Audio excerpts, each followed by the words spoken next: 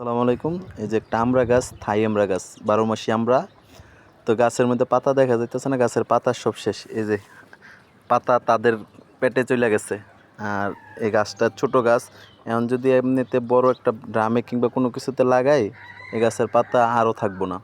তার জন্য এই যে ছোট্ট একটা চকলেটের ডিবা নিয়ে আসছি। এই চকলেটের ডিবার ভিতরে এটা লাগাই দিব। এটা লাগাই নিয়ে একটু বড় হইলে তখন একটা কিছুর মধ্যে লাগাইবো। এখন না হলে যদি লাগাই তাহলে ওদের পেটেই চলে যাব। এটা লাগাই একটা উঁচু স্থানে রেখে দেবো এটাতে করে। এই যে বিসমিল্লাহির রহমানির রহিম। এই যে এখন মাটি দিতেছি। মাটি এগুলা অনেক আগের মাটি। এটা একটা গাছের মাটি, গাছ ছিল এই জায়গায়, গাছটা ফালাই দিছি।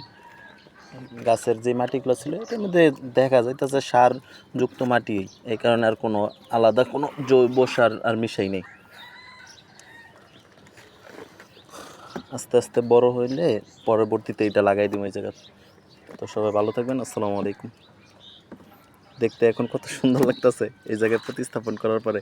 এটা উচ্চ স্থানে রাখবো। এই যে এই পাশে আছে এসির উপরে ফুল গাছ। ফুল গাছটা মোবাইলে দেখে বোঝা যাইতেছে না, এত সুন্দর, মানে ফুল মাশাআল্লাহ এত সুন্দর ফুল আসছে বলার বাহিরে।